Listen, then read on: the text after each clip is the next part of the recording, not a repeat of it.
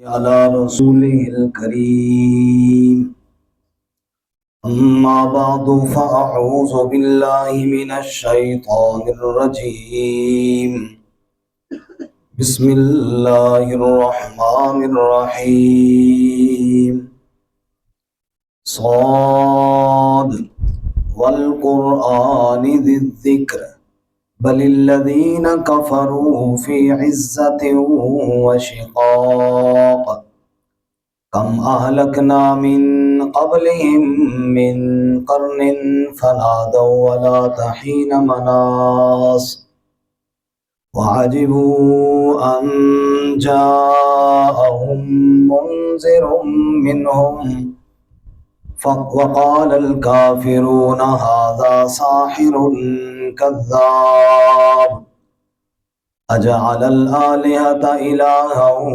واحدا إن هذا لشيء عجاب.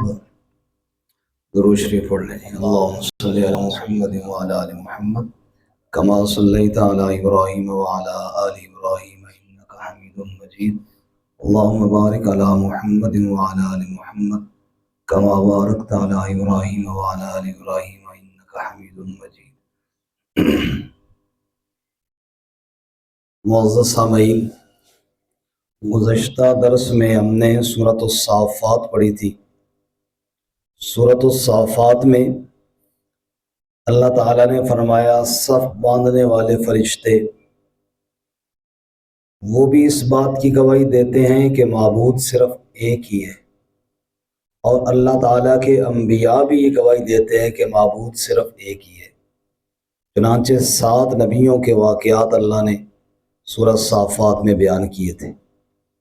اس کے بعد اب سورۃ صاد ہے.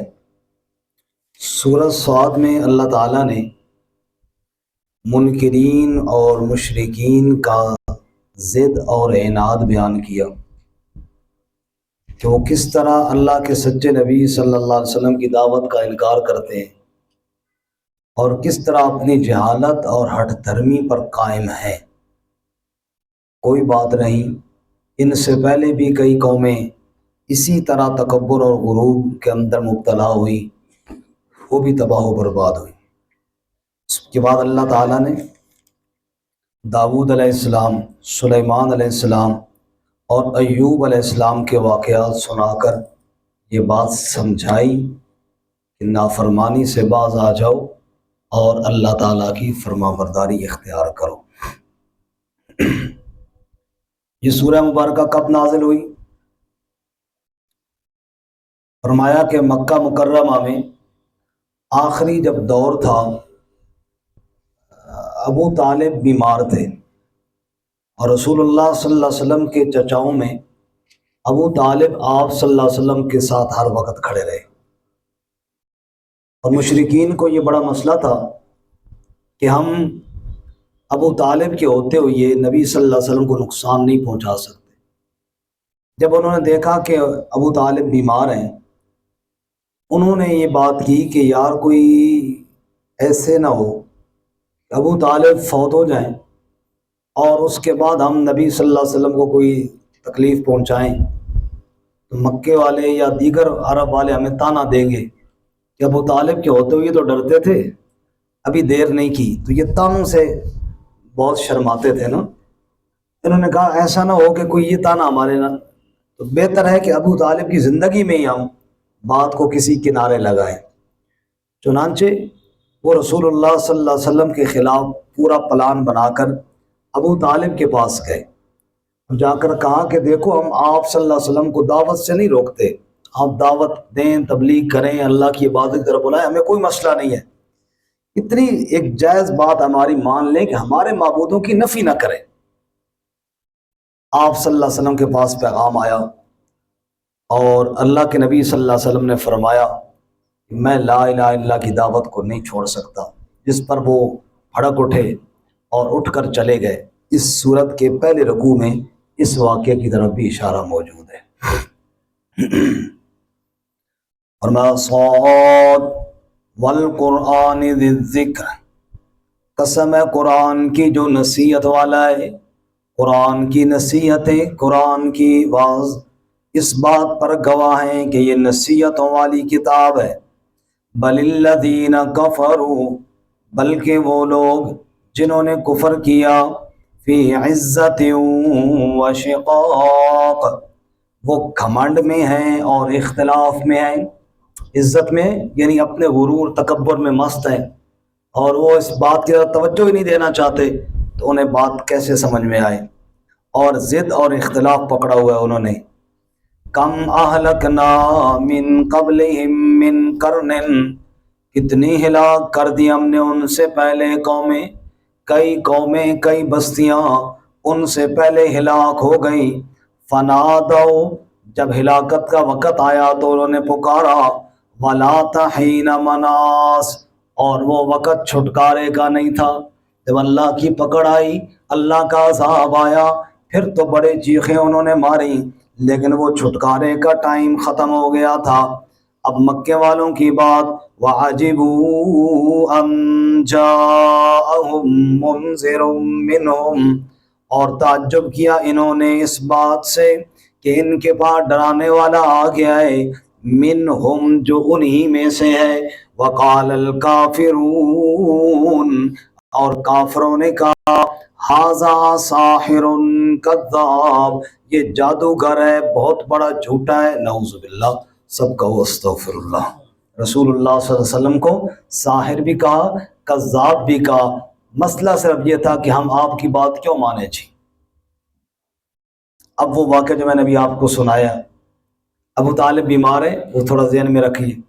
وہ اپنی چارپائی پہ لیٹے ہیں، ابو جہل کی پوری پارٹی آئی، اس کمرے میں آ کے بیٹھے، نبی صلی اللہ علیہ وسلم کی طرف پیغام گیا، حضور تشریف لائے۔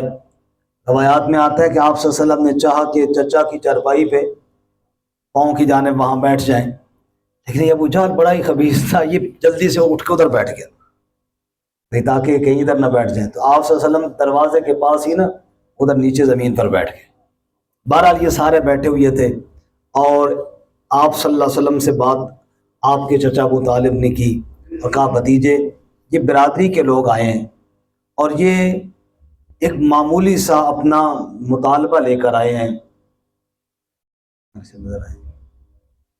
کڑی بھی ہے، واپس لے کے جانی ہے، پھر پچھلی دفعہ کی طرف ہے۔ پچھلی دفعہ قاری صاحب سے گھڑی میں نے ادھاری لی تو واپس دے کے آؤ ان کی دکان پہ، اگلے دن انہوں نے پھر رولا ڈال دیا، آپ نے لی مجھ سے تھی، دکان پہ کون دے کر آیا، مجھے نہیں لے کر دو جی۔ تحفہ تو اپنے والد صاحب کو نہیں دیتے تھے۔ وَعَجِبُوا اچھا، اب آپ صلی اللہ علیہ وسلم وہاں دروازے کے پاس بیٹھ گئے جی۔ ابو طالب نے کہا جی دیکھو یہ آپ کی برادری کے لوگ آئے ہیں اور بڑا معمولی سا ایک مطالبہ لے کر آئے ہیں، کہتے ہیں ہمارے معبودوں کی نفی نہ کرو، باقی بے شک آپ دعوت دیتے رہو۔ آپ صلی اللہ علیہ وسلم نے بڑا عجیب جواب دیا، فرمایا چچا جان میرا بھی کوئی لمبا چوڑا مطالبہ نہیں ہے، میں ایک ایسے کلمے کا مطالبہ ان سے کرتا ہوں، اگر وہ کلمہ یہ پڑھیں گے تو عرب اور عجم ان کے تابع ہو جائے گا، دنیا میں بھی عزتیں پائیں گے اور آخرت میں جنت ان کی ہو جائے گی۔ ابو جہل نے کہا اچھا ایسے تو ہم 10 کلمے پڑھنے کے لیے تیار ہیں۔ حضور نے کہا پھر کہو نا کہ لا الہ الا اللہ، گل پھر وہی ہوئی اے تو مسئلہ لا جو ہے نا، لا جو وہ تو زبان جانتے تھے نا، وہ سمجھتے تھے کہ باقی سارے معبودوں کی نفی پہلے ہے، الا اللہ تو بعد میں ہے۔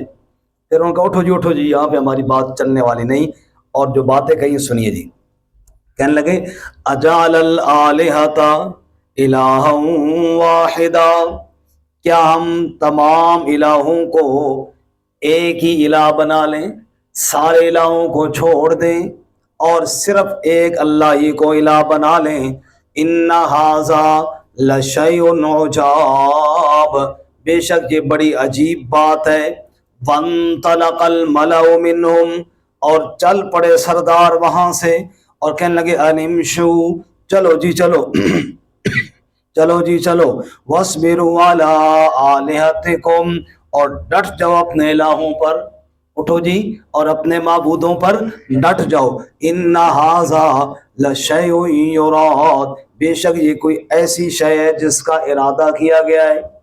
یعنی وہ کہتے لگے او جی آپ صلی اللہ علیہ وسلم کے تو کوئی لمبے ارادے ہیں جی، یہ شاید نعوذ باللہ خود ہی قبضہ کرنا چاہتے ہیں یا اس قسم کے ارادے ہیں، یہ ہماری بات نہیں مانتے، بس چلو جی اپنے الہوں پر ڈٹ جاؤ جی۔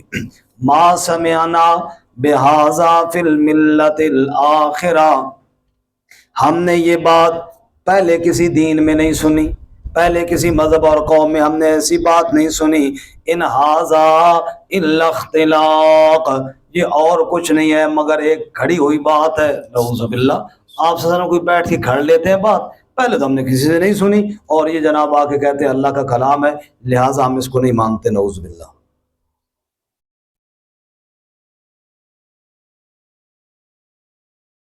اور اصل مسئلہ کیا تھا؟ یہ نبی بن گئے، ہم کیوں نہیں بنے؟ اَأُنزِلَ عَلَيْهِ الذِّكْرُ مِن بَيْنِنَا، کیا نازل کیا گیا ہے ان پر ذکر ہمارے درمیان، ہمیں چھوڑ کے ان پہ وہی آئی، ہماری طرف کیوں نہیں آئی جی؟ بل ہم فی شک من ذکری، اللہ فرماتے ہیں بلکہ وہ شک میں ہیں میرے ذکر سے، بل لما یذوقوا عذاب، بلکہ ابھی انہوں نے عذاب چکھا ہی نہیں ہے، جب عذاب چکھ لیں گے پھر ایسی باتیں نہیں کریں گے۔ اب وہ کہتے ہیں آپ صلی اللہ علیہ وسلم پر وحی آئی، ہماری طرف وحی کیوں نہیں آئی؟ رب نے فرمایا میرے خزانوں کے مالک تم ہو، کہ جس کو تم چاہو اس کو میں وہی بھیجوں، اور جس کو تم نہ چاہو تو میں نہ وہی بھیجوں۔ میں نے تمہارے مرضی سے نبی بنانا ہے یا اپنی مرضی سے بنانا ہے؟ اللہ فرماتے ہیں ام عندہم خزائن رحمت ربک العزیز الوہاب، کیا ان کے پاس خزانے ہیں تیرے رب کی رحمت کے جو غالب ہے بہت عطا کرنے والا ہے؟ یعنی ان کے پاس مطلب نہیں ہے خزانے، خزانے رب کے کس کے پاس ہیں؟ اللہ کے اپنے پاس ہیں۔ ام لہم ملک السماوات والارض، کیا ان کے لیے ملک ہے آسمانوں اور زمین کا، وما بینہما، اور جو کچھ اس کے درمیان میں ہے، فلیرتقوا فی الاسباب، پس چاہیے کہ چڑھ جائیں وہ سیڑھیوں میں۔ اگر آسمان و زمین کے وہ مالک ہیں تو پھر زمین پہ کیا کر رہے ہیں؟ چڑھ جائے نا، آسمان کی سیڑھی لگا کے اوپر چڑھ جائے نا، اقتدار سنبھالے نا۔ مطلب یہ ہے کہ ان کے پاس کچھ بھی نہیں ہے، یہ خواہ مخواہ کی باتیں کر رہے ہیں۔ اچھا یہ کیا ہیں پھر؟ اللہ فرماتے ہیں کچھ بھی نہیں، حقیر سا لشکر ہے جو میرے نبی کے مقابلے میں آیا ہوا ہے اور اپنے آپ کو پتہ نہیں کیا سمجھتے ہیں۔ اللہ فرماتے ہیں جندم ما ہنالک، یہ جندن کے اوپر جو تنوین ہے دو پیشے، یہ اس کی حقارت اور قلت کو بیان کرنے کے لیے۔ اللہ فرماتا ہے جندم ما ہنالک، یہ حقیر سا لشکر ہے، مہزوم من الاحزاب، شکست خوردہ لشکروں میں سے۔ اللہ کے پہلے نبیوں کے کئی مخالف آئے، شکست کھا گئے، انہی شکست خوردہ لشکروں میں سے ایک یہ لشکر بھی ہے جو میرے آخری نبی محمد صلی اللہ علیہ وسلم کے مقابلے میں آیا۔ جیسے پہلے لشکر ذلیل اور رسوا ہوئے، ایسے میرے نبی کے دشمن بھی ذلیل اور رسوا ہوں گے۔ قوم عاد، قوم سمود، قوم نوح، فلاں فلاں، یہ ساری قومیں بڑے لشکر تھے، گئے شکست خوردہ، تو یہ بھی شکست خوردہ لشکروں میں سے ایک لشکر ہے جی۔ کذبت قبلہم قوم نوح، نئی بات سمجھ میں آئی تو دیکھو نا، جھٹلایا ان سے پہلے قوم نوح نے، وعاد وفرعون ذو الاوتاد، اور قوم عاد نے اور فرعون نے، ذو الاوتاد جو کیلوں والا، جو میخوں والا ہے۔ ذو الاوتاد کے دو مطلب ہے جی، ایک مطلب تو یہ ہے میخوں والا، کیلوں والا، کہ اس سے اس کی حکومت کی مضبوطی کا بیان ہے۔ جیسے یہ مینر ہے یا کوئی لکڑی ہے، کیل لگا کے جب اس کو ٹھوک کے پکا ہم کر دیتے ہیں نا جی، وہ کیا ہو جاتی ہے؟ مضبوط ہو جاتی ہے۔ کیلوں کے بغیر مضبوط، بولو نا جی، تو کیلوں کے ساتھ چیز کیا ہو جاتی ہے؟ پکی ٹھک جاتی ہے، مضبوط ہو جاتی ہے۔ تو اس سے مراد اس کے حکومت کی مضبوطی ہے۔ اللہ فرماتے ہیں فرعون ذو الاوتاد، وہ کیلوں والا یعنی پکی حکومت والا، یہ سمجھتا تھا کہ میرے آگے تو کوئی بول نہیں سکتا، میری حکومت تو بے مثال ہے۔ ذلیل ہوا کہ نہیں ہوا؟ غرق ہوا کہ نہیں ہوا؟ اللہ فرماتے ہیں ایسے ہی میرے نبی صلی اللہ علیہ وسلم کے دشمن بھی تباہ و برباد ہوں گے اور ان کو بھی کوئی بچانے والا نہیں ہوگا۔ فرعون کی لاش جب پڑی تھی نا تو وہاں کوئی آنسو بہانے والا بھی نہیں تھا۔ ایسے فرمایا یہ بھی ہوں گے۔ تو ذو الاوتاد کا معنی کیلوں والا یعنی مضبوط حکومت والا، یا ذو الاوتاد کا ایک اور معنی مطلب میخوں والا، یہ ظالم اہل ایمان کو سزا دیتا تو ان کی جسم میں لوہے کی کیلیں ٹھوکتا تھا، میخیں ٹھوکتا تھا، جیسا حضرت آسیہ کے بدن میں بھی اس ٹھکوائی ظالم نے۔ تو یہ ظلم کرنے والا وہ کہاں گیا؟ قوم عاد کہاں گئی، قوم سمود کہاں گئی، فرعون کہاں گیا؟ سب ظالم تباہ ہوئے، تو یہ بھی تباہ و برباد ہوں گے۔ عزت اور فتح اللہ اپنے نبی کو عطا فرمائیں گے انشاءاللہ۔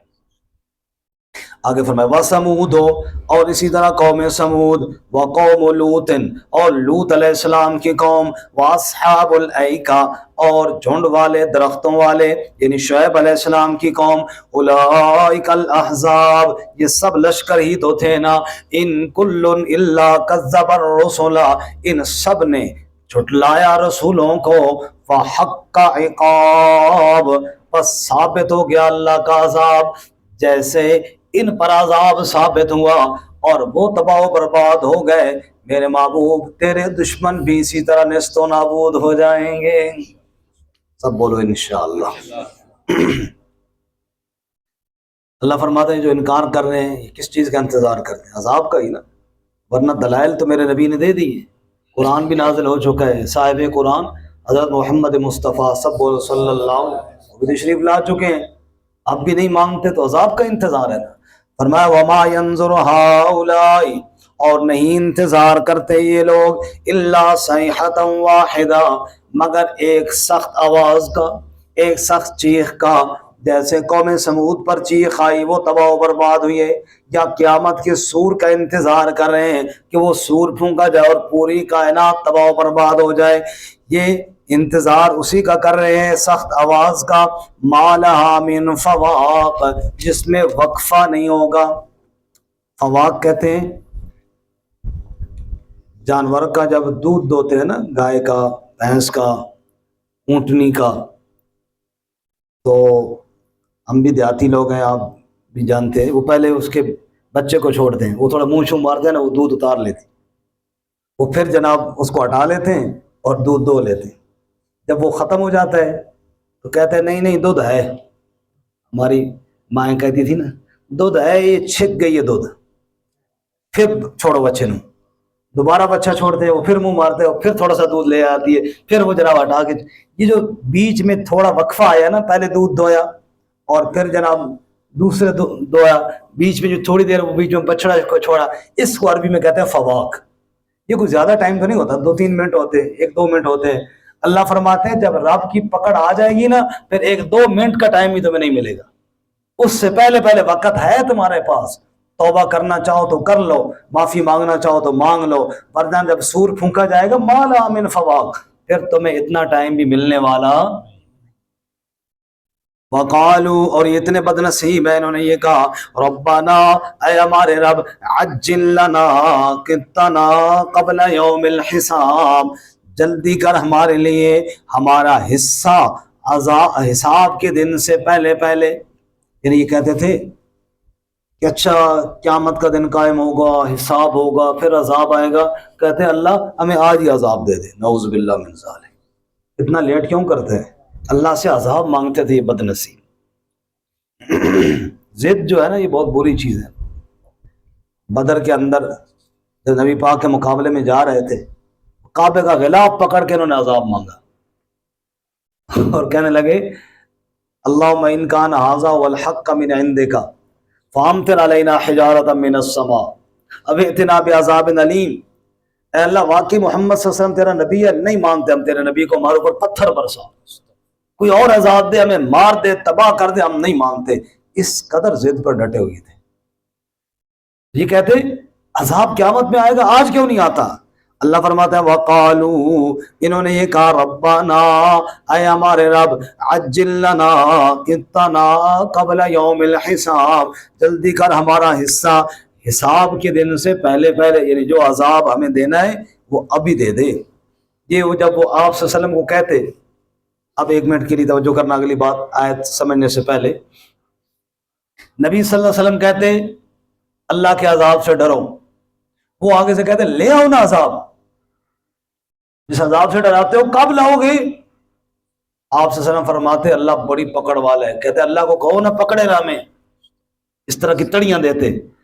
ظاہر بات ہے جب وہ اس طرح کی آگے تڑیا دیتے تو آپ صلی اللہ علیہ وسلم کا دل تو بڑا دکھتا ہوگا، کتنے بے وقوف اور یہ کیسی باتیں آگے کر رہے ہیں۔ جب آپ صلی اللہ علیہ وسلم کا دل دکھا نا، اللہ نے اگلی آیتوں میں تسلی دی، کیا فرمایا؟ اصبر علی ما یقولون، صبر کر میرے محبوب صلی اللہ علیہ وسلم ان باتوں پر جو وہ کہتے ہیں، ان کی باتوں پر صبر کر۔ وَاذْكُرْ عَبْدَنَا داود، اور ذکر کر ہمارے بندے داود علیہ السلام کا، ذل اید، جو قوت والا تھا، انہو اواب، بے شک وہ میری طرف خوب رجوع کرنے والا تھا۔ سارے کو سبحان اللہ۔ اللہ فرماتے ہیں اصبر، صبر کر میرے محبوب، اور داود علیہ السلام کا ذکر کر۔ اب ذرا توجہ کرنا، وَاذْكُرْ عَبْدَنَا داود، اس کے دو مطلب ہیں۔ ایک مطلب تو یہ ذکر کر داود کا واقعہ ان کو سنا، تاکہ ان کو شاید کوئی شرم آئے اور کوئی غیرت آئے کہ ہمارے پاس کیا سرداریاں اور کیا حکومتیں ہیں۔ وہ داود علیہ السلام جس کو اللہ نے اتنی بڑی خلافت عطا فرمائی، وہ رب کے آگے سجدہ ریز ہونے والا تھا، شاید ان کو سمجھا، شاید یہ سمجھ آئے۔ دوسرا مطلب اس کا یہ ہے، وَاذْكُرْ عَبْدَنَا، یاد کر ہمارے بندے داؤد علیہ السلام کو، آپ خود یاد کریں میرے نبی داؤد علیہ السلام کو۔ کیا مطلب؟ آپ کو تو شاعر کہتے ہیں نا، ساحر کہتے ہیں نا، اور داؤد علیہ السلام پہ ان بدبختوں نے بدکاری تک کی تہمتیں لگائی ہیں، ایسے لعین تھے، ایسے خبیث تھے، انہوں نے اللہ کے نبی پر اتنی بڑی بڑی تہمتیں لگائی ہیں، انہوں نے بھی صبر کیا، آپ بھی صبر کیجئے۔ وَاذْكُرْ عَبْدَنَا اصبر علی ما یقولون وَاذْكُرْ عَبْدَنَا داود، ذکر کر ہمارے بندے داود علیہ السلام کا، ذل اید، ہاں ذل اید کا معنی لفظی معنی ہاتھوں والا تھا، مرادی معنی قوت والا تھا۔ کیا معنی ہے جی؟ اس سے کیا مراد ہے؟ ایک تو یہ کہ جسمانی قوت اللہ نے دی، ہم نے سورۃ البقرہ میں پڑھا وَقَتَلَ داوود جالوتا، جالوت جیسے کافر کو حضرت داؤد علیہ السلام نے قتل کر دیا تھا، ابھی نوجوان ہی تھے اس وقت قتل کر دیا تھا۔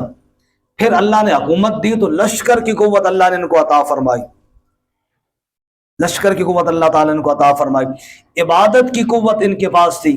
رسول اللہ صلی اللہ علیہ وسلم نے ارشاد فرمایا روزوں میں بہترین روزہ وہ ہے جو داؤد علیہ السلام رکھا کرتے تھے، ایک دن روزہ رکھتے تھے اور ایک دن افطار کیا کرتے تھے، اور عبادت اور نوافل میں بہترین عبادت وہ ہے جو حضرت داؤد علیہ السلام کیا کرتے تھے، آدھی رات سو جایا کرتے تھے اور آدھی رات اٹھ کے اللہ کی عبادت کیا کرتے تھے۔ یہ ساری قوت اللہ نے عطا فرمائی دی۔ انہو اواب، بے شک وہ اللہ کے در پہ خوب رجوع کرنے والے تھے، اللہ تعالیٰ کو خوب یاد کرنے والے تھے۔ انا سخرنا الجبال معه، بے شک ہم نے مسخر کر دیا تھا پہاڑوں کو اس کے ساتھ، یسبحنا، تسبیح بیان کرتے تھے، بالعشی والاشراق، شام کے وقت بھی اور صبح کے وقت بھی۔ جب داؤد علیہ السلام اللہ کی تسبیح بیان کرتے، اللہ کا ذکر کرتے، زبور کی تلاوت کرتے، سات پہاڑ بھی جھوم جھوم کر اللہ کی تسبیح بیان کیا کرتے تھے۔ وَالطَّيْرَ مَحْشُورًا، اور پرندے بھی اکٹھے ہو جاتے، کُلٌّ لَّهُ أَوَّابٌ، سارے مل کر اللہ کی حمد و تسبیح میں لگ جایا کرتے تھے۔ کیا ہی منظر ہوتا ہوگا جب داؤد علیہ السلام بھی تسبیح بیان کر رہے ہیں، پہاڑ بھی تسبیح بیان کر رہے ہیں، پرندے بھی تسبیح بیان کر رہے ہیں، تو آپ سب بھی کہیں ذرا سبحان اللہ، ہے منظر ہوتا ہوگا اللہ کی تسبیح کا۔ وَشَدَدْنَا مُلْكَهُ، اور ہم نے ان کے ملک کو مضبوطی عطا فرمائی، وَآتَيْنَاهُ الْحِكْمَةَ، اور ہم نے ان کو حکمت عطا فرمائی، وَفَصْلَ الْخِطَابِ، اور فیصلہ کن خطاب بھی عطا فرمایا، فیصلے کی صلاحیت بھی عطا فرمائی، یا خطبہ اور واعظ کا طریقہ بھی ہم نے ان کو خوب سکھایا تھا، بولتے بھی موتی رولتے تھے، فیصلے بھی خوب فرمایا کرتے تھے، اور خلافت اور حکومت کا نظام بھی بڑی حکمت سے چلایا کرتے تھے۔ کون عطا کرنے والے بولو جی؟ وَهَلْ أَتَاكَ نَبَأُ الْخَصْمِ، اب ایک دن کا واقعہ اللہ تعالیٰ بیان فرماتے ہیں جی وَهَلْ أَتَاكَ نَبَأُ الْخَصْمِ، کیا آئی ہے آپ کے پاس خبر جھگڑا کرنے والوں کی۔ ایک دن کا واقعہ یوں ہوا کہ حضرت سیدنا داؤد علیہ السلام نے دن مخصوص کیے ہوئے تھے، عبادت کے لیے ایک دن رکھا ہے، اس دن صرف عبادت ہی کرنی ہے اور کسی کے ساتھ کوئی بات چیت نہیں کرنی۔ دعوت کے لیے ایک دن مقرر رکھا ہے جی، وہ دن آپ نے دعوت میں ہی گزارنا ہے۔ اسی طرح آپ نے ایک دن ذکر اذکار کے لیے رکھا ہوا ہے، اس دن ذکر اذکار میں ہی مصروف ہونا ہے۔ جگہ دے دینا بھائی ساتھیوں کو، یہ آگے تشریف لیں پلیز، ہو کوئی اپنے آپ حرکت کیا کرو نا یار۔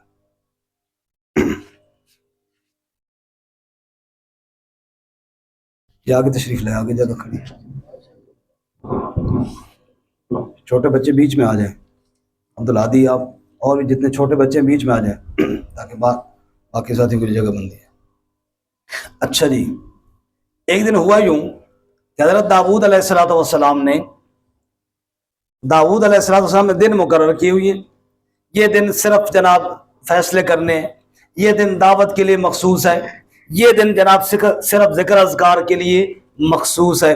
اللہ تعالیٰ فرماتے ایک دن بڑا عجیب ہوا کہ وہ اپنے عبادت خانے میں عبادت میں مصروف ہیں کہ دو بندے دیوار پھلانگ کر حضرت داؤد علیہ السلام کے عبادت خانے میں آ گئے، اور آ کر ظاہر بات ہے دیوار پھلانگ کے کوئی آئے ٹھا ہوئی جیسے ڈر گئے ہیں، دیوار پھلانگ کے بندہ آ جائے تو ڈر تو لگتا ہے نا۔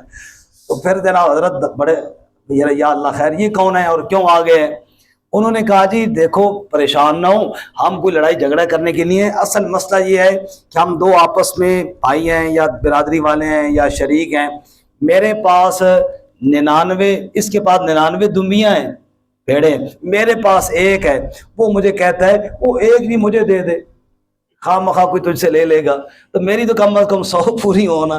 تو ہے بڑا تیز تراز۔ حضرت نے فرمایا کہ نہیں یہ تو زیادتی والی بات ہے۔ اس کے بعد اللہ تعالیٰ کی تسبیح بیان کی اور ذکر کیا۔ آیتیں سن لیجئے پھر ان کا صحیح مفہوم میں بعد میں عرض کرتا ہوں۔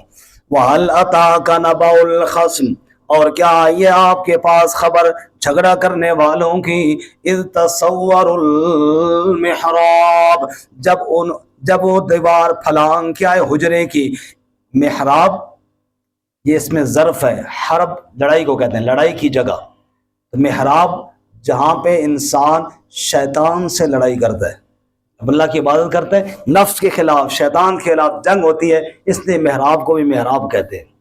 آج کل کے دور میں محراب کا ایک اور بھی معنی بن سکتا ہے، عائشہ کو اس محراب مولوی اس مولوی کے خلاف فائرنگ کرنا ہے، اس محراب مولوی اس مولوی اس معنی بھی محراب ہے بھی خوب جنگ چھڑی ہوئی ہے جناب۔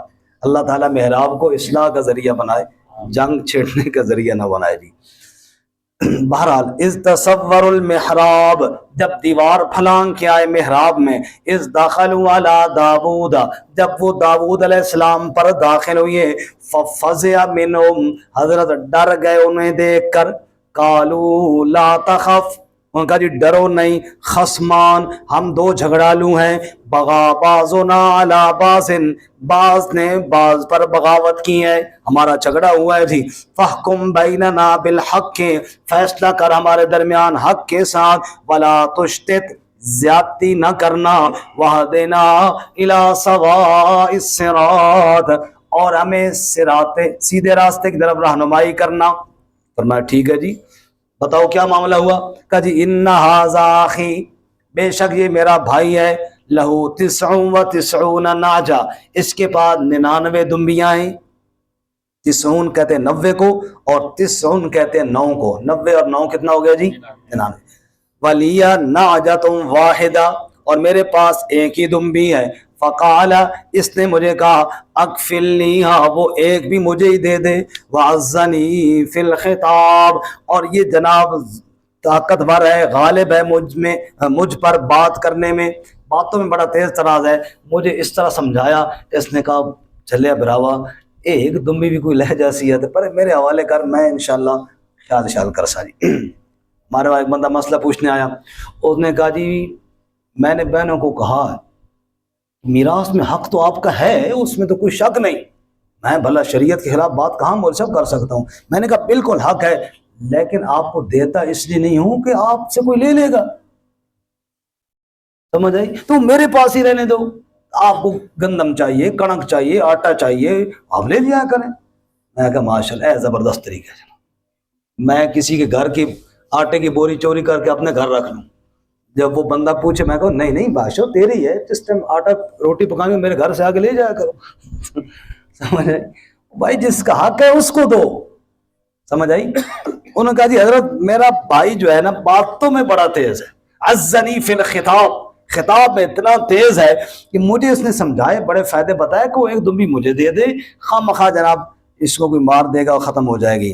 قال حضرت نے فرمایا لقد ظلمک بسؤال نعجتک الی نعاجی، یقیناً تو نے ظلم کیا ہے، یقیناً ظلم کیا اس نے تجھ پر تیری دمبی کو مانگ کر اپنی دمبیوں کے ساتھ ملانے کے لیے، اور ساتھ یہ بات بھی فرمائی وَإِنَّ كَثِيرًا مِّنَ الْخُلَطَاءِ، اکثر جو شریک ہیں، جو سانجا کم ہوتا ہے نا شراکت والا، وہ ایسے فراڈ کرتے رہتے ہیں، لا یبغی بعضهم علی بعض، بغاوت کرتا ہے بعض پر، ایک دوسرے کا حق مارتے رہتے ہیں، دباتے رہتے ہیں، ہاں الا الذین آمنوا وعملوا الصالحات، مگر وہی لوگ بچتے ہیں جو ایمان لائے اور نیک اعمال کیے، وقلیل ما هم، اور ایسے لوگ ہوتے تھوڑے ہیں، وَظَنَّ داود، اور گمان کیا داود علیہ السلام نے، انما فتناہ، کہ بے شک اب نے اس کو آزمایا، فاستغفر ربہ،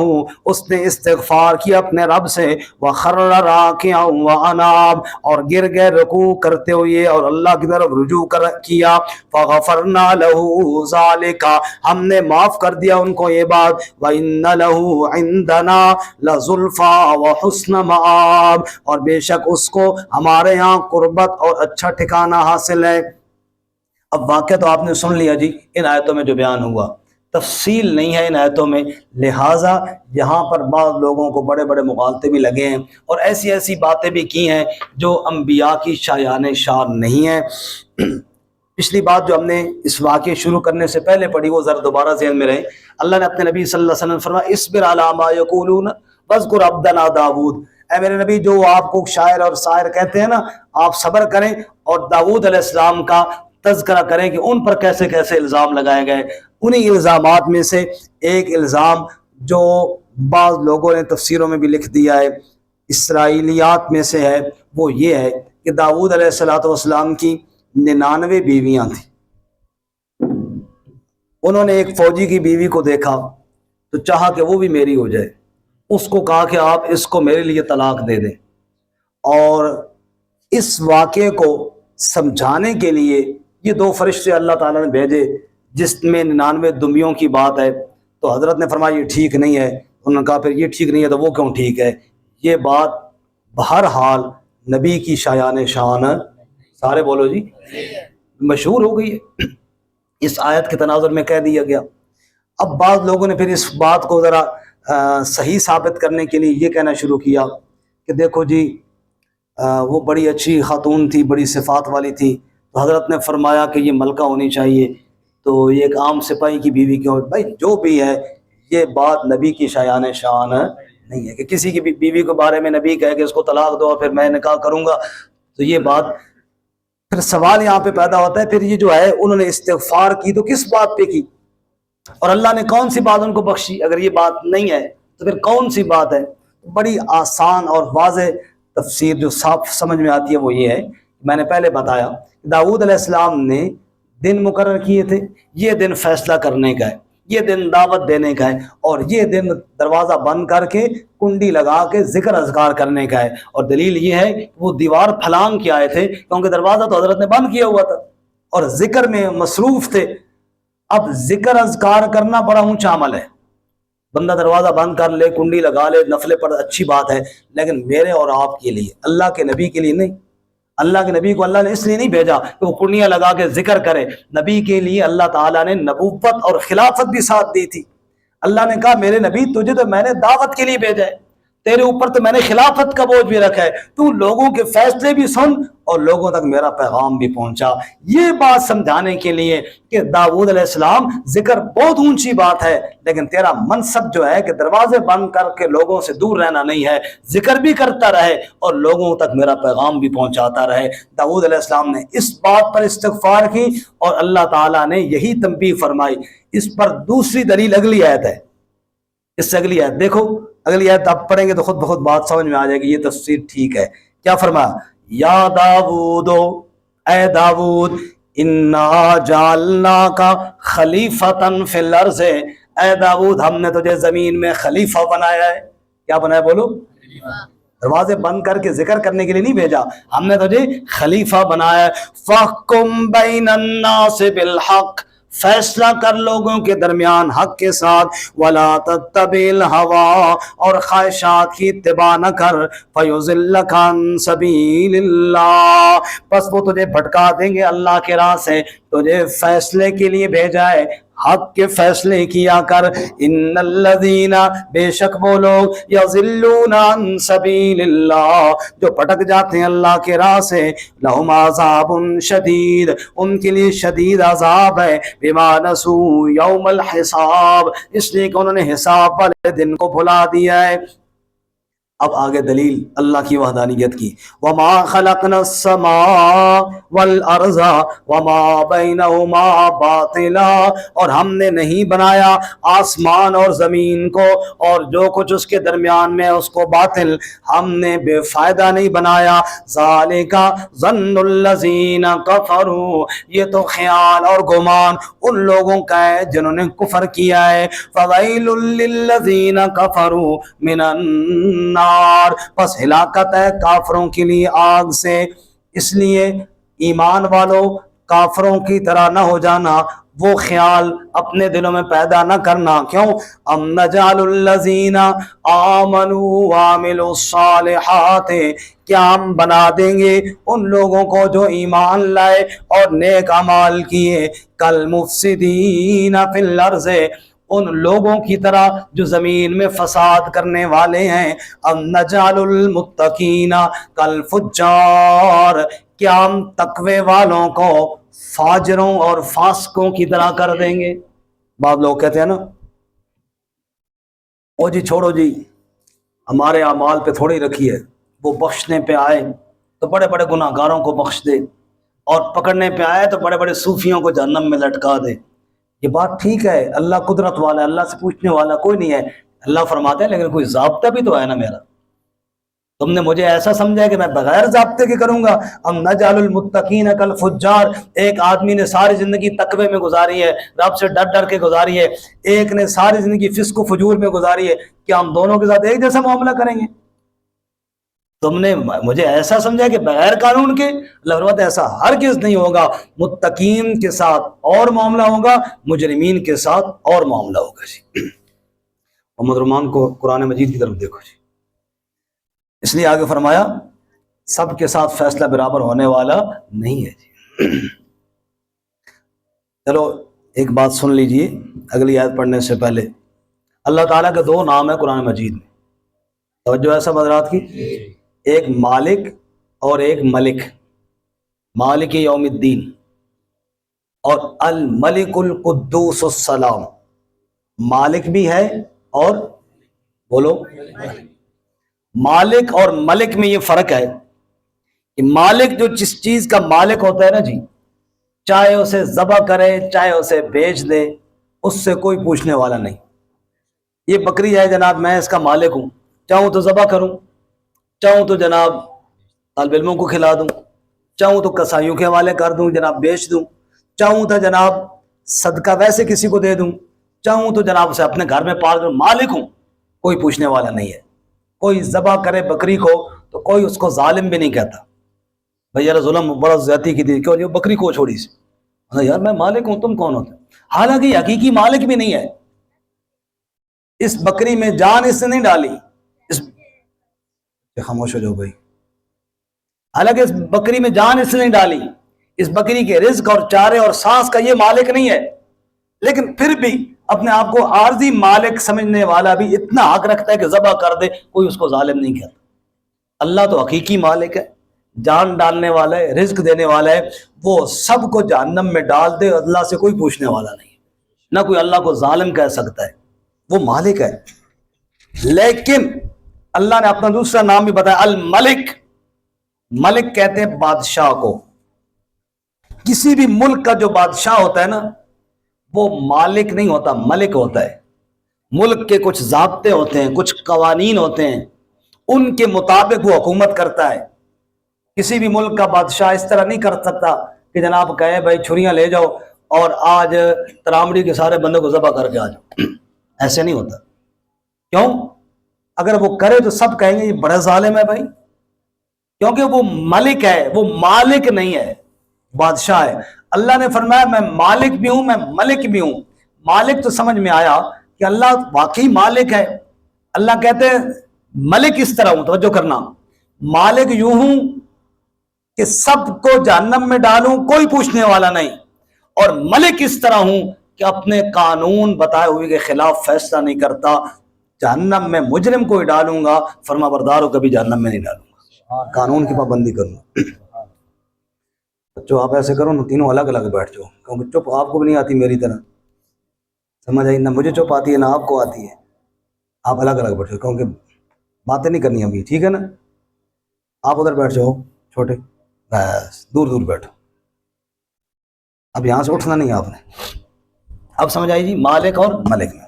اس لیے اللہ فرماتے ہیں کہ ہم نے سب کے ساتھ ایک جیسا سلوک تھوڑا ہی کرنا ہے، نہیں۔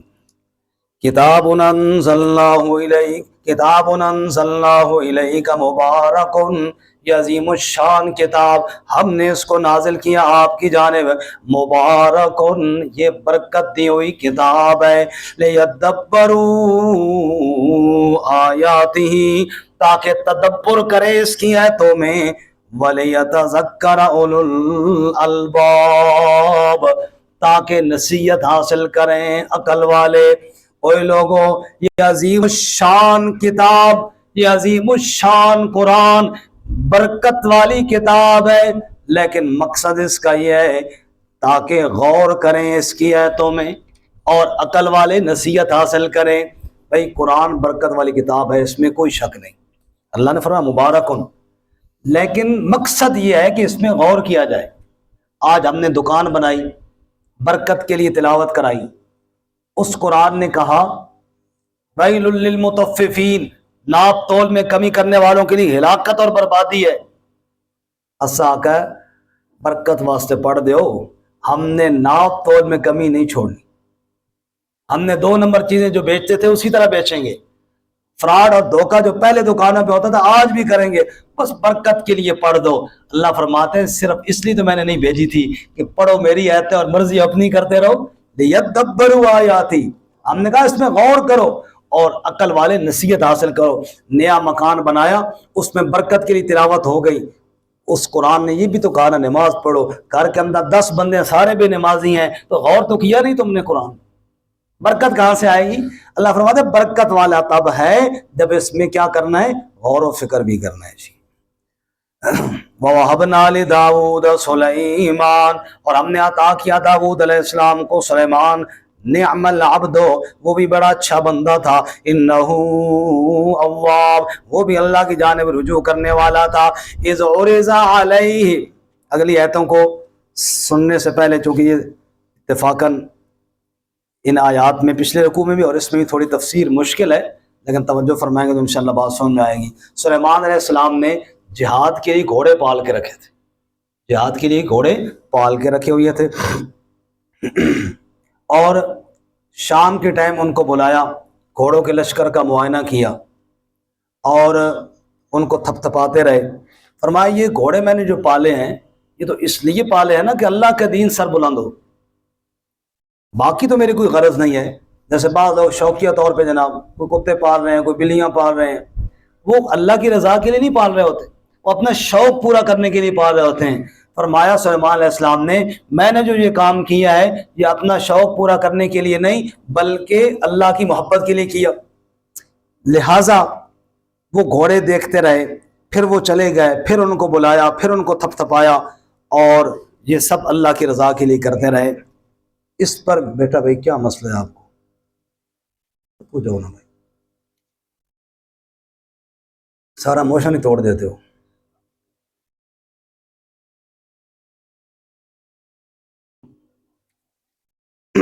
اب آپ نے نہیں بولنا. اچھا منہ میں کپڑا ڈال لو، ہے کپڑا صف لپیٹ کے نا منہ میں ڈال لو تاکہ منہ بند رہے.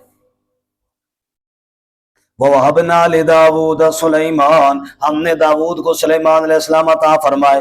نعم العبد انہ اواب، بڑا اچھا بندہ تھا، بہت اللہ کی جانب رجوع کرنے والا تھا. اذ عرض علیہ بالعشی الصافنات الجیاد، جب پیش ہوئے اس پر شام کے ٹائم بڑے عمدہ قسم کے تیز رفتار گھوڑے. فقال، حضرت نے فرمایا، انی احببت حب الخیر عن ذکر ربی، بے شک میں نے مال سے محبت کی اپنے رب کے ذکر کی وجہ سے. مال سے مراد گھوڑے ہیں، گھوڑوں سے محبت اللہ کی وجہ سے ہے. حتی توارت بالحجاب، یہاں تک کہ وہ گھوڑے چھپ گئے پردوں میں. ردوہا علیہ، اور میں واپس لوٹاؤ ان کو مجھ پر. فطفقا، پس شروع ہو گئے مسحم بالسوق والآناق، چھوتے تھے ان کی پنڈلیوں کو اور ان کی گردنوں کو. واقعہ یہاں بھی تفصیل طلب ہے جی، اللہ نے تفصیل نہیں بتائی، اتنا بتایا شام کے ٹائم گھوڑے پیش ہوئے، پھر چھپ گئے. حضرت نے دوبارہ بلایا، ان کی پنڈلیوں اور گردنوں کو چھوا. اس پر بھی واقعات پھر بڑے مشہور ہوئے. کسی نے کہا جی حضرت سلیمان علیہ السلام گھوڑے دیکھتے رہے، نماز عصر رہ گئی، نماز عصر رہ گئی، اور پھر پتہ چلا سورج تو غروب ہو گیا ہے، نماز عصر رہ گئی ہے. کہنے لگا اچھا سورج کو واپس لے کر آؤ تاکہ میں اپنی عصر کی نماز پڑھوں. نماز عصر کی پڑھی، پھر تلوار لی اور گھوڑوں پہ غصہ آیا، ان کی گردنیں اور پنڈلیاں کاٹ دیں. یہ بات مشہور ہے لیکن یہ مناسب تفسیر نہیں ہے. پہلی بات یہ سورج کا یہاں پہ ذکر ہی کوئی نہیں ہے، بات ہی گھوڑوں کی ہو رہی ہے، بات ہی. اور اگلی بات یہ بھی ہے کہ نبی صلی اللہ علیہ وسلم، نبی علیہ السلام گھوڑوں کو دیکھنے میں مصروف ہوئی اور نماز چلی گئی، خیال نہ رہا. یہ نبی کی شایان شان بھی نہیں ہے. اور تیسری بات یہ ہے کہ نماز رہی اپنی اور تلوار لے کر گھوڑوں کی پنڈلیاں کاٹ ڈالیں. یہ بھی جناب بھائی کوئی چنگی غلط نہیں نا کہ بندہ گھوڑے نو بنا. تفسیر یہی ہے کہ حضرت سلیمان علیہ السلام گھوڑوں کو دیکھ رہے تھے، پھر گھوڑوں کی دوڑ ہوئی تو وہ چھپ گئے نگاہوں سے، پھر ان کو واپس بلایا. فطفق کا مسحم، چھونے لگے. مسح کہتے ہیں چھونے کو، سر کا مسح کرتے ہیں تو کیا تلوار لے کے سر کو کاٹ دیتے ہیں کیا جی؟ بولو نا جی. اصل نیند بھی تھوڑی تھوڑی آنے لگی، آواز ٹھنڈی چل رہی نا. مسح جو کرتے ہیں جی، مسح کا معنی کیا ہوتا ہے؟ چھونا.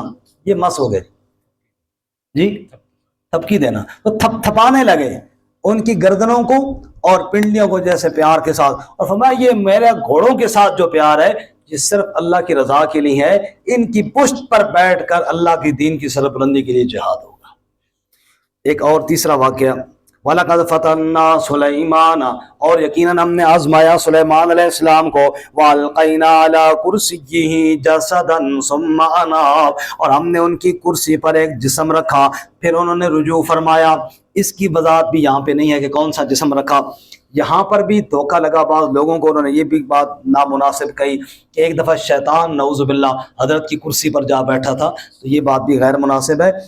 ایک اور حدیث کو بعض مفسرین نے یہاں پہ جسپاں کیا، وہ حدیث چونکہ سیاہ ستہ میں ہے، وہ یہ ہے کہ حضرت سلیمان علیہ السلام نے فرمایا کہ آج رات میں اپنی تمام بیویوں سے ملوں گا، اور جو بیٹے پیدا ہوں گے صرف اس نیت سے وہ مجاہد بنیں گے، اور ایک پوری فوج تیار ہوگی جو اللہ کی راہ میں جہاد کرے گی.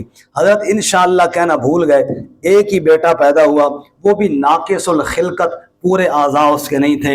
تو فرمایا واقعی رب نہ چاہے تو کوئی کچھ نہیں کر سکتا. یہ ایک آزمائش تھی. حضرت نے فرمایا، سنیے جی، قال رب اغفر لی وہب لی، اے میرے رب مجھے معاف فرما اور مجھے عطا کر ملکن، ایسا ملک لا ينبغی لأحد من بعدی، جو میرے بعد کسی کا نہ ہو. انک انت الوہاب، بے شک تو خوب عطا کرنے والا ہے. اب اس دعا کو ذہن میں رکھنا، اے میرا رب مجھے ایسا ملک عطا فرما جو اور کسی کا نہ ہو. ایک دفعہ ہمارے نبی صلی اللہ علیہ وسلم نے رات کے وقت ایک جن کو پکڑ لیا. آپ صلی اللہ علیہ وسلم نے صبح صحابہ کرام کو بتایا کہ اے صحابہ، آج رات جن میرے قابو آ گیا تھا. میرا دل چاہا کہ میں اس کو پکڑ کر نا مسجد کی ستون کے ساتھ باندھ دوں اور سب تمہیں بھی دکھاؤں. یہ آیا تھا اور میں نے پکڑ لیا. لیکن پھر مجھے اپنے بھائی سلیمان کی دعا یاد آ گئی. سلیمان نے کہا تھا اے اللہ مجھے ملک ایسا عطا فرما جو بعد میں کسی کو نہ ملے. میں نے کہا چلو جن تو میرے بھائی سلیمان کے تابع تھے, میں پھر اس جن کو چھوڑ دیا. اب اس واقعے کو ذہن میں رکھیں اور اگلی بات سنیں. رسول اللہ صلی اللہ علیہ وسلم نے ایک جن کو پکڑا ایک رات, اور فجر سے پہلے پہلے اس کو کیا کر دیا. یہاں تو گلی محلے میں ہر بندہ کہتا ہے جی میرے جن تابع ہیں, جن ساڑ دیتا جن ساڑ دیتا ہے, جن تابع نے, باویں زنانی تابع ہوئے نہ ہوئے جن تابع نے. ایڈا سوکھا کام نہیں جنہوں نے تابع کرنا, نہ جن ایڈے ویلے نے کہ جناب ہر بندے سے تابع ہوں. جناب سمجھ آئی, ہر گلی محلے والے کے جن تابع نہیں ہوتے. بہرحال اس سے آپ اندازہ فرمائیں آپ صلی اللہ علیہ وسلم نے ایک جن کو پکڑا اور اس کو بھی فجر سے پہلے پہلے کیا کر دیا, چھوڑ دیا. جن جے تابع ہوں تو پھر بندہ اتنے بیٹھا ہوئے جناب گلیاں خجل ہو رہے ہوئے. بہرحال آگے فرمایا جی فسخرنا له الريح, ہم نے سلیمان کے ہوا تابع کر دی تھی. تجری بامرہ رخان حیث اصاب, چلتی تھی اس کے حکم کے ساتھ بڑی نرم ہو کر, جہاں اس نے جانا چاہتا ہوتا لے جایا کرتی تھی. والشیاطین کل بناء وغواص, شام دے دیا آگے تشریف. نہیں چھٹی کا ٹائم نہیں ہوا ہے, تسی آگے نہیں, یہ آگے آ جائے, ادھر آ جائے. نہیں مناسب نہیں ہے نا, مختصر تو نہیں ہوگا, اپنا ٹائم بھی ختم ہوگا, لیکن آپ یہ چھوڑ دیا, آپ سب جگہ چھوڑ دیے نا آپ. اچھا جی, والشیاطین کل بناء وغواص, اور شیاطین ہر عمارتیں بنانے والے اور غوطے لگانے والے. اب جو جنات تھے ان میں سے حضرت کے تابع بھی تھے, اور اس کے علاوہ جو عمارتیں وغیرہ بنوانی ہوتی تھی وہ بھی بناتے, اور بعض جنات کی ڈیوٹیاں تھیں سمندروں میں غوطے لگاتے اور موتی اور سیپیاں نکال کر لاتے. یہ سب اللہ تعالیٰ نے ان کے تابع کیا تھا. وآخرین مقرنین فی الاسفار, اور اس کے علاوہ کچھ جکڑے ہوئے زنجیروں میں تھے. کچھ شیاطین کچھ جنات ایسے بھی تھے جو بالکل باغی سرکش جو کسی کام کے نہیں تھے, ان کو حضرت نے جکڑ کے جناب رکھا ہوا تھا تسی اس قابل ہو جی. اب یہ ساری حکومت کس نے عطا فرمائی ان کو جی؟ سارے بولو کس نے عطا فرمائی؟ اللہ فرماتے ہو مکے والو تمہارے پاس ہے کیا کہ تم میرے نبی صلی اللہ علیہ وسلم کی مخالفت کرتے ہو اور اپنی چند سرداریاں دیکھ کر. آؤ دیکھو سلیمان کو دیکھو, جن تابع ہیں, ہوا تابع ہے, اتنی بڑی حکومت ہے, لیکن میرے در پہ جھکنے والا ہے. اللہ نے فرمایا ھذا عطاؤنا, یہ ہماری عطا ہے, یہ ہم نے دیا ہے. فمنن او امسک, تو روک لے, احسان کر یا روک لے, بغیر حساب, بغیر حساب کے.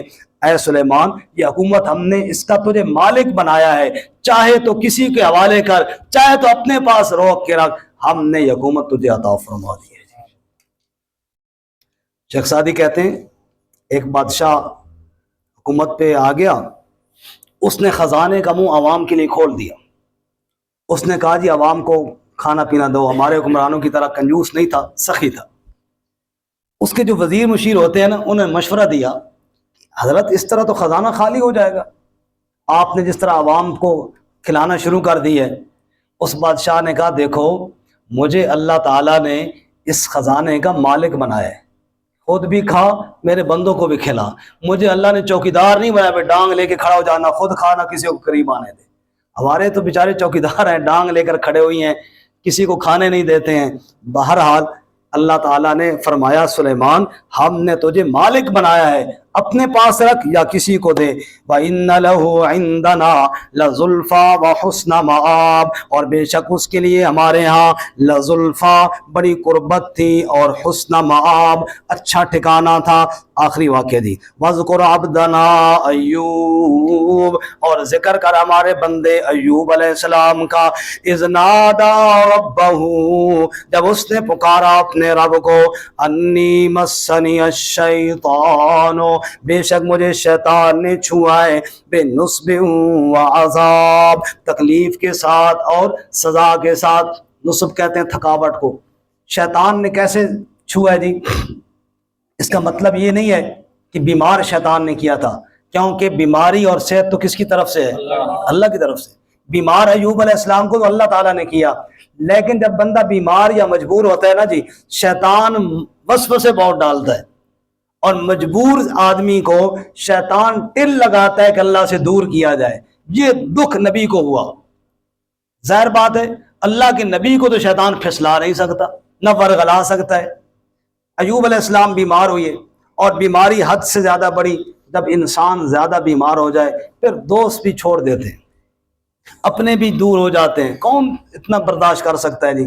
سارے چھوڑ گئے، حضرت کی بیوی حضرت کی خادمہ ہے، وہ خدمت میں لگی ہوئی ہے، باقی سب چھوڑ چھاڑ کے چلے گئے ہیں۔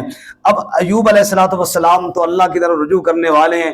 لطف سجن دم بدم، قہر سجن گاہ گاہ، این سجن بھی واہ واہ، اون سجن بھی واہ واہ۔ جس قدر دکھ اور تکلیفیں آتی تھیں، ہر وقت اپنے رب کی فریاد میں لگے رہتے تھے اور کہے میرے مالک سکھ بھی تو نے دی ہیں، دکھ بھی تو نے دی ہیں، تیری طرف سے سکھ آئے تو بھی الحمدللہ، اور تیری طرف سے دکھ آئے تو بھی الحمدللہ۔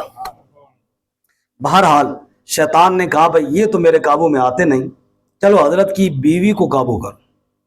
یہ جو خواتین ہوتی ہیں، خواتین سن رہی ہیں، ان سے بھی گزارش ہے، یہ خواتین اگر یہ پیروں اور 2 نمبر جیلی عاملوں کے پاس جانا چھوڑ دیں نا، ماشاءاللہ یہ دھندا خود بخود ہی ختم ہو جائے۔ خواتین بیچاری گھر میں کوئی تھوڑا بہت معاملہ ہو گیا، کوئی کہیں کچھ کر دیتا جی، کہیں کچھ کر دیتا جی، چلو جی حساب کراؤ جی، وہ حساب کروانا شروع ہو جاتا ہے، اور حساب کے ساتھ کتاب بھی شروع ہو جاتا ہے۔ حساب کتاب اتنا بڑھ جاتا ہے کہ گھر کا خزانہ بھی لٹ جاتا ہے اور زندگی کا سکون بھی برباد ہو جاتا ہے۔ تو شیطان نے سوچا کہ حضرت ایوب علیہ السلام کو تو میں ورغلا سکتا نہیں، ان کی بیوی پہ ڈورے ڈالوں۔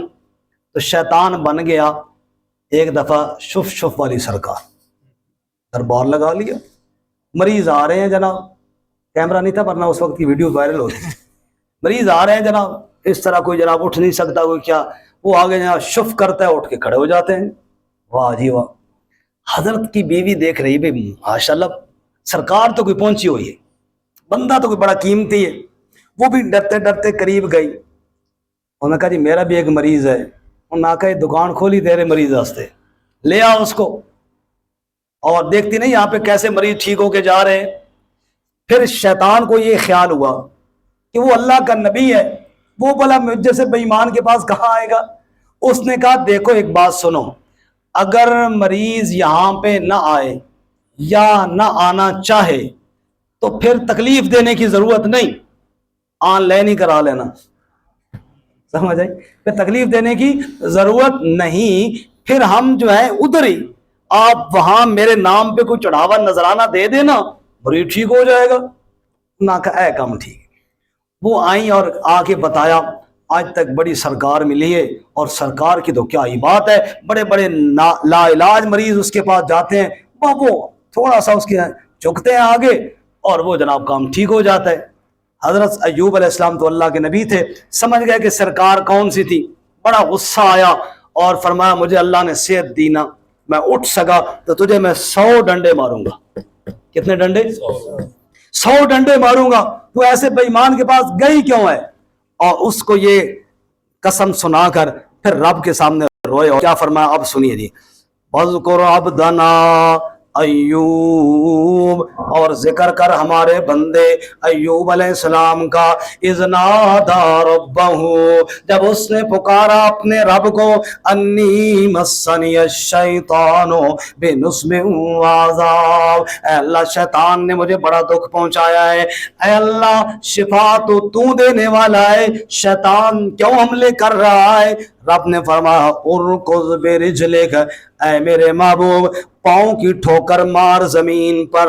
حضرت نے جو پاؤں کی ٹھوکر ماری، اللہ تعالیٰ نے چشمہ جاری کیا، فرمایا ھذا مغتسل بارد و شراب، یہ غسل کی جگہ ہے، غسل کا پانی ہے، ٹھنڈا پانی پینے والا بھی ہے۔ اے میرے ایوب غسل کر لے، باہر کی بیماریاں ٹھیک کر دوں گا، پانی پی لے، اندر کی بیماریاں ٹھیک کر دوں گا۔ کم و بیش 18 سال بیماری میں گزر گئے تھے، 18 سال کی بیماری کو میرے رب نے چٹکی کے اندر ٹھیک فرما دیا۔ اللہ فرماتے ہیں وَوَهَبْنَا لَهُ أَهْلَهُ وَمِثْلَهُمْ مَعَهُمْ رَحْمَةً مِنَّا، ہم نے ان کو ان کی اہل بھی دے دی، یعنی جو بیٹے تھے ہم نے اور بیٹے عطا فرمائے، ان کے مثل اور عطا فرمائے۔ رحمتم منا، یہ سب ہماری طرف سے رحمت تھی۔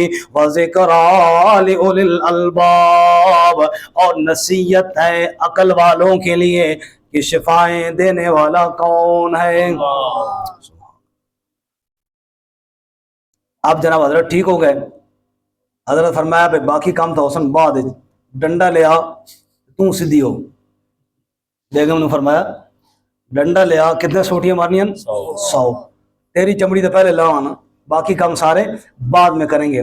جو 18 سال خدمت کرتی رہی، 18 سال کے بعد حضرت نے ٹھیک ہوتے ہی پہلا کام یہ کرنے کا ارادہ کیا، قسم تو پوری کروں، اس کی تو پھنٹی لگاؤں، یہ گئی کیوں اس پہ ایمان۔ اندازہ لگائیں، اللہ کے نبی کو غصہ دیکھیں، نبی کا غصہ دیکھیں کہ ایک شرک کرنے والا فراڈیا اس کے پاس گئی کیوں ہے۔ اب حضرت نے جب ڈنڈا اٹھایا نا اور بیوی کی پھینٹی لگانے لگے، 100 ڈنڈے مارنے تھے، اللہ نے سفارش فرمائی اور اللہ نے فرمایا وَخُذْ بِيَدِكَ ضِعْصًا فَاضْرِب بِّهِ وَلَا تَحْنَثْ، اے میرے پیارے بندے جھاڑو پکڑ لے، تنکوں کا گٹھا پکڑ لے ہاتھ میں، فَاضْرِب بِّهِ وہ اس کو مار دے، وَلَا تَحْنَثْ اور خانس نہ ہو، قسم نہ توڑ، تیری قسم بھی پوری ہو جائے گی، یہ سزا سے بھی بچ جائے گی۔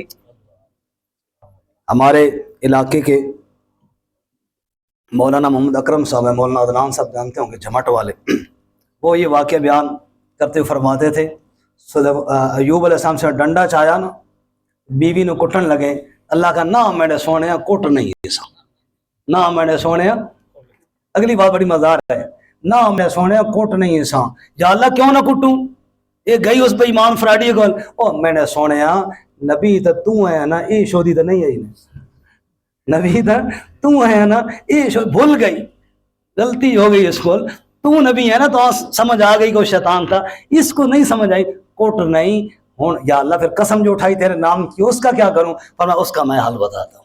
اللہ فرماتے ہیں وَخُذْ بِيَدِكَ ضِعْصًا فَاضْرِب بِّهِ وَلَا تَحْنَثْ، تنکوں کا گٹھا پکڑ لے، وہ ایک مرتبہ مار لے اور ہانس نہ ہو۔ اِنَّا وَجَدْنَاهُ صَابِرًا، بے شک ہم نے اس کو صبر والا پایا، نعم العبد، بڑا ہی اچھا بندہ تھا، انہ اواب، بہت ہی رجوع کرنے والا تھا۔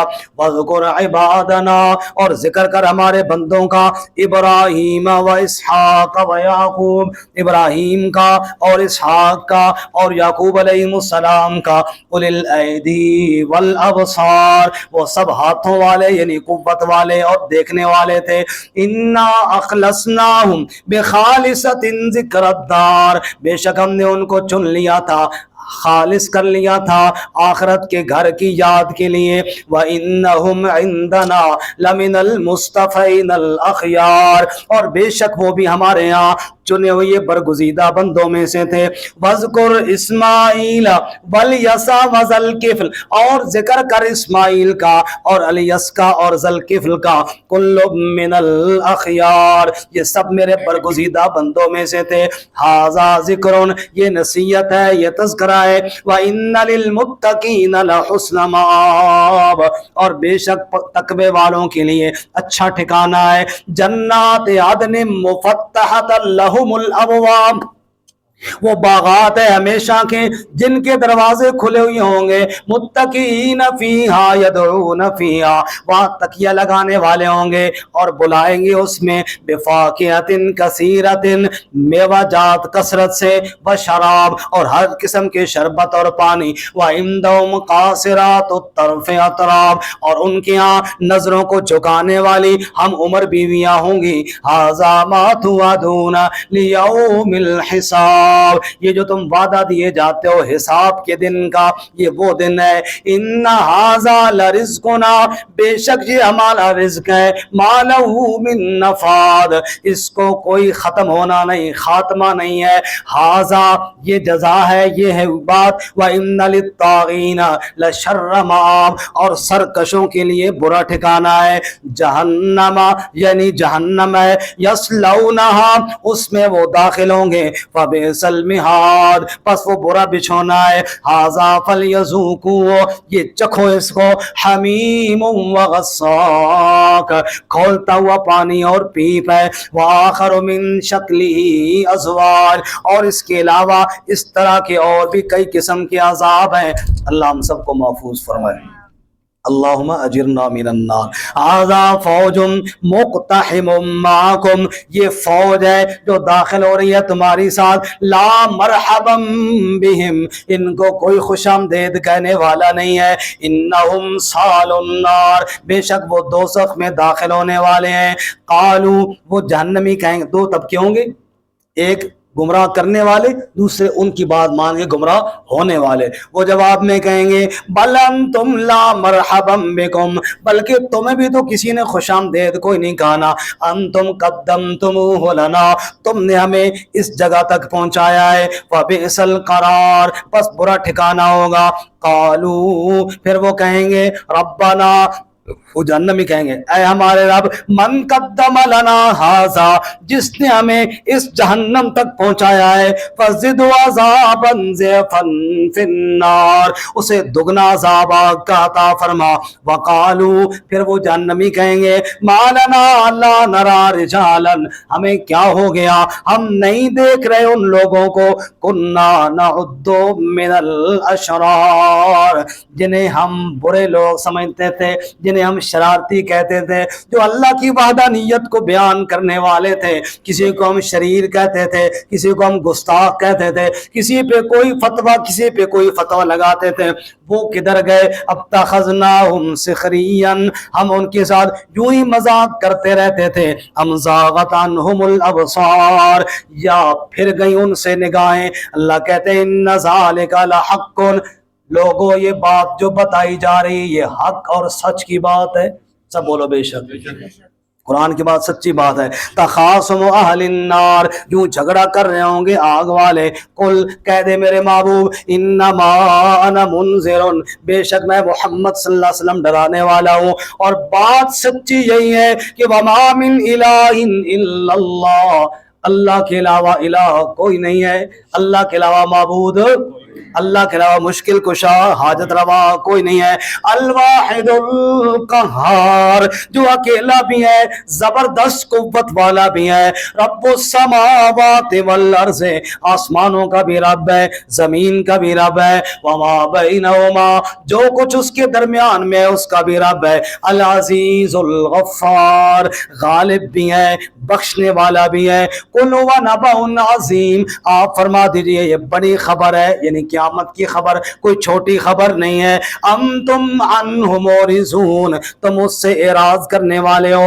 ما کان لی من علم بالملأ الاعلی، نہیں میرے پاس کوئی علم ملأ اعلی کا، اذ یختصمون، جب وہ جھگڑتے ہیں، فرشتے کیا بات چیت کرتے ہیں، ملأ اعلی کی کیا خبریں ہیں، اوپر کیا کچھ ہو رہا ہے، میرے پاس علم نہیں، میرے پاس تو وہی کا علم ہے، ان یوحا الیہ، نہیں وہی کی جاتی میری جانب، الا انما انا نذیر مبین، مگر یہ کہ میں واضح طور پر ڈرانے والا ہوں، جو وہی میری جانب آتی ہے وہ میں تمہیں سنا دیا کرتا ہوں۔ اذ قال ربک، وہی کی ایک مثال، جب کہا تیرے رب نے للملائکۃ، فرشتوں سے، انی خالق بشرا من طین، بے شک میں بنانے والا ہوں ایک بشر مٹی سے، فَإِذَا سَوَّيْتُهُ، جب میں اس کو درست بنا لوں گا، وَنَفَخْتُ فِيهِ مِن رُوحِي، اور میں اس میں اپنی روح پھونک دوں گا، فَقَعُوا لَهُ سَاجِدِينَ،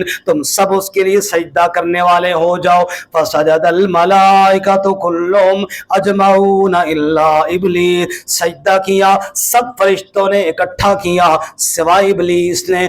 इस्तकबरा, उसने तकब्बुर किया, वकान मिनल काफिरीन, और हो गया काफरों में से। काल या इब्लीस, अल्लाह ने फरमाया इब्लीस, मा मनाका अन तस्जुदा लिमा खलक़तु बियदै, किस चीज ने तुझे रोका सजदा करने से, लिमा खलक़तु बियदैया, इसलिए कि मैंने पैदा किया अपने हाथ के साथ। अस्तकबरता अम कुंत मिनल आलीन, क्या तूने तकब्बुर किया या तू है ही सरकशों में से। काल अना खैरुम मिन्हु, वो बेईमान कहने लगा मैं बेहतर हूँ उससे। खलक़तनी मिन नारिन, तूने मुझे आग से बनाया, व खलक़तहु मिन तीनिन, और उसको तूने मिट्टी से बनाया। काल, अल्लाह ने फरमाया फखरुज मिन्हा, निकल जा इससे, फइन्नका रजीम, बेशक तू मरदूद है, व इन्ना अलैका लानती, और बेशक तेरे ऊपर मेरी लानत है, इला यौमिद्दीन, क़यामत के दिन तक, जज़ा के दिन तक। काला, इब्लीस ने कहा रब्बि फांज़िरनी इला यौमि युबासून, ऐ मेरे रब बस मोहलत दे मुझे उठाए जाने वाले दिन तक, यानी क़यामत के दिन तक। काला, अल्लाह ने फरमाया फ़इन्नका मिनल मुनज़रीन, बेशक तू भी मोहलत दियों में से है, इला यौमिल वक़्तिल मालूम, मुकर्रर दिन के वक़्त तक। काला, इब्लीस ने कहा फ़बिइज़्ज़तिका, बस तेरी इज्जत की कसम, लअग़वियन्नहुम अजमईन, मैं उन सब को गुमराह करूंगा, इल्ला इबादका मिनहुमुल मुखलसीन, मगर उनमें से तेरे खालिस बंदे ही बचेंगे। काला, अल्लाह ने फरमाया फल हक़्क़ु वल हक़्क़ाक़ून, ये बात भी ठीक है और मैंने भी हक़ ही कहा, लामलाअन्न जहन्नमा मिनका व मिम्मन तबिअका मिनहुम अजमईन, कि मैं जरूर जहन्नम को भरूंगा तुझसे और जिसने तेरी इत्तिबा की उन सब से। कुल, आप फरमा दीजिए, खुलासा सारी बात का खुलासा आखिर में अर्ज करते हैं। कुल, आप फरमा दीजिए मा असअलुकुम अलैहि मिन अजरिन, कह दे मेरे महबूब मैं आपसे अजर तो कोई नहीं मांगता, वमा अना मिनल मुतकल्लिफीन, और न मैं तकल्लुफ करने वालों में से हूँ। इन हुवा इल्ला ज़िक्रुल लिल आलमीन, ये मेरी बात नहीं, ये नसीहत है जहान वालों के लिए। वला तालमुन्ना नबाहु बअद हीन, और जरूर जान लेंगे उस खबर को एक मुद्दत के बाद। खुलासा दो लफ्ज़ों में सुनिए। सूरह साफ़ात में हमने पढ़ा था कि फरिश्ते भी और सारे अंबिया की दावत के माबूद सिर्फ एक है। 7 नबियों के वाक़यात अल्लाह ने वहाँ बयान की। उसके बाद सूरत साद में बताया कि जो आप सल्लल्लाहु अलैहि वसल्लम की बात को नहीं मानते, शायर, साहिर, कज़्ज़ाब कहते हैं, इन्हें तो दाऊद और सुलेमान अलैहिस्सलाम के वाक़यों से इबरत हासिल करनी चाहिए और अय्यूब अलैहिस्सलाम की तरह अल्लाह की तरफ ध्यान करना चाहिए। लेकिन ये उस तरह अकड़े हुए हैं जिस तरह शैतान अकड़ा हुआ है। जिस तरह शैतान पे लानत, आखिर में बताया ना, जिस तरह उस पर लानत आई ना, ऐसे ये भी लानत के हकदार ठहरेंगे जो मेरे नबी सल्लल्लाहु अलैहि वसल्लम की दावत को नहीं मानते। आखिर में 2-3 मिनट सिर्फ एक बहुत ज़रूरी बात है। मुहर्रमुल हराम का महीना है, अल्लाह ताला आफियत के साथ इसको गुजारे। मुहर्रमुल हराम के महीने में नबी के अहले बैत का तज़किरा जोबन पर होता है, होना भी चाहिए। कोई मुसलमान भला मुसलमान कहलाने के बाद नबी के अहले बैत का मुनकिर और गुस्ताख हो सकता है? सारे बोले जी, जोर से बोले। हम तो नबी पाक के साथ मंसूब उस गली की भी इज्जत करते हैं जिस गली में मेरे नबी के कदम लगे। अल्लाह हम सबको मदीना की हाज़िरी नसीब फरमाए। जहां पे मेरे नबी के कदम लगे उस रियाजुल जन्ना पे जाके नफल पढ़ने के लिए तड़पते हैं मुसलमान।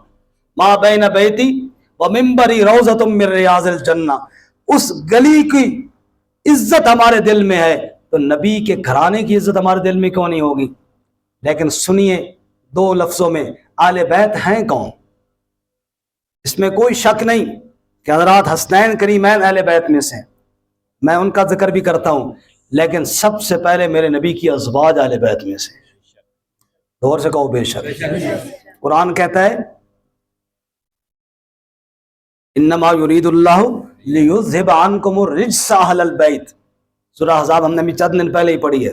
वहां तज़किरा ही मेरे नबी के अज़वाज का है और जिक्र करके अल्लाह फरमाते हैं ऐ नबी की बीवियों, अल्लाह तुमसे گندگی کو دور کرنا چاہتا ہے۔ نبی کی بیویاں ہم سیدہ خدیجہ کا احترام کیوں نہ کریں جو پہلی وحی کے بعد میرے نبی کو تسلی دینے والی تھی؟ ہم عائشہ صدیقہ کا ادب کیوں نہ کریں جس کی شان میں سورہ نور نازل ہوئی ہے؟ ہم نبی کے ازواج کا احترام کیوں نہ کریں جنہوں نے فقہ و فاقہ کو برداشت کیا ہے اور نبی کا ساتھ نہیں چھوڑا؟ جو دنیا میں بھی نبی کی بیویاں ہیں اور جنت میں بھی میرے نبی کی بیویاں ہوں۔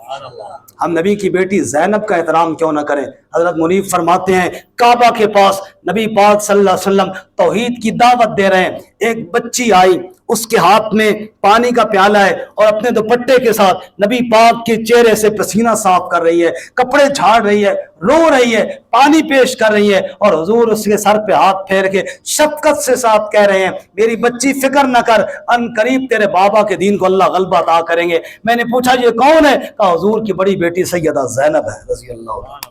اس زینب کا احترام ہم کیوں نہ کریں؟ اس رقیہ کا احترام کیوں نہ کریں؟ آج پوری دنیا کے اندر مسلمان عورتیں جب فوت ہوتی ہیں غسل کے طریقے ہیں، اور سب سے پہلے غسل کا طریقہ رقیہ کی وفات میرے نبی نے بتایا، جس کی وفات پر میرے نبی نے آنسو بہائے۔ اس ام کلثوم کا احترام کیوں نہ کریں؟ جب اس کو دفن کیا جا رہا تھا حضور کی داڑھی مبارک آنسیوں سے تر تھی۔ ہم اس فاطمہ کا احترام کیوں نہ کریں جس کے احترام میں میرے نبی اٹھ جایا کرتے تھے اور جس کے بارے میں میرے نبی نے فرمایا من آذاہا فقد آذانی ومن آذانی فقد آذ اللہ، جس نے فاطمہ کو دکھ پہنچایا اس نے مجھے دکھ پہنچایا، اور جس نے مجھے دکھ پہنچایا اس نے گویا رب کو دکھ پہنچایا۔ اس فاطمہ کا احترام کیوں نہ کریں؟ ہم علی حیدر کرار کا احترام کیوں نہ کریں جس کو میرے نبی نے فرمایا علی تو دنیا میں میرا بھائی ہے، تو آخرت میں میرا بھائی ہے۔ اس عثمان کا احترام کیوں نہ کریں جس کے نکاح میں نبی کی 2 بیٹیاں آئی ہیں، ابو العاص کے نکاح میں نبی کی 1 بیٹی آئی ہے۔ ہم نبی کے ان نواسوں اور نواسیوں کا احترام کیوں نہ کریں جن کو نماز کے اندر میرے نبی کندھے پہ بٹھا لیا کرتے تھے۔ حسین میرے نبی کے کندھے پہ سواری کرتا اور نبی پاک صلی اللہ علیہ وسلم آ رہے ہیں اور حسین میرے نبی کے کندھے پہ سوار ہے۔ سیدنا فاروق اعظم نے دیکھ کر کہا نعم المرکب رکبت یا غلام، اے بچے بڑی عمدہ سواری پہ سوار ہو کے آیا ہے، لوگ ان کے قدموں میں جانے کو ترستے ہیں، تو ان کے کندھے پہ بیٹھ کے آ کر آ رہا ہے۔ میرے نبی نے فرمایا وَنِعْمَ الرَّاكِبُ یا عمر، اے عمر صرف سواری بے مثال نہیں، کندھے پہ بیٹھا حسین بھی بڑا بے مثال ہے۔ ہم ان کا احترام کیوں نہ کریں جن کو میرے نبی چوم چوم کر کہا کرتے تھے یہ میرے پھول ہیں؟ ہم صرف اتنی گزارش کرتے ہیں، اتنی بات کرتے ہیں، ان کا تذکرہ ہونا چاہیے، خوب ہونا چاہیے، لیکن خدا را عثمان پہ تان و تشنیع نہیں ہونی چاہیے، خدا را عائشہ اور حفصہ کو گالیاں نہیں ملنی چاہیے۔ یہی طریقہ ہے محرم کو امن سے گزارنے کا کہ نبی کے سارے اہل بیت کا احترام کرو۔ بعض لوگ کہہ دیتے ہیں، لطیفتاً سناؤں بات اور پھر بات ختم کریں، بعض لوگ کہہ دیتے ہیں او جی نبی کی بیویاں اہل بیت نہیں ہیں، نعوذ باللہ، نبی کی بیویاں اہل بیت نہیں ہیں۔ میں نے کہا تو جنا بن، آج اپنی زنانی نے بن کے گھر آ پہ تو میری گھر والی نہیں، تو بھائی ساڑھے کوئی ضرورت کر سکتا؟ عبدالمجید صاحب سوال نہیں پیدا ہوتا، بندہ گھر والی زنانی نے کیا کہ تو میری گھر والی نہیں، وہ کہ اچھا میں نہ تو پھر کیڑی ہے، سمجھ آئی؟ میں اگر نہیں ہے تو پھر کیڑی ہے؟ اتھی نہ لتر لا کے نہ لمبا کرے چمڑی اتارے تو پھر میرے پوچھے ہو۔ جب ہمارے گھر والیاں ہماری گھر والیاں ہیں اور یقیناً ہیں وہ ہمارے اہل بیت ہیں، تو میرے بھائی نبی کی گھر والیاں نبی کی گھر والیاں ہیں، اہل بیت میں گھر والیاں۔ جب گھر والی نہ ہو اور کون گھر والی ہو سکتی ہے؟ اللہ تعالی ہم سب کو نبی کے تمام اہل بیت کا ادب اور احترام کرنے کی توفیق عطا فرمائے۔ وآخر دعوانا الحمدللہ۔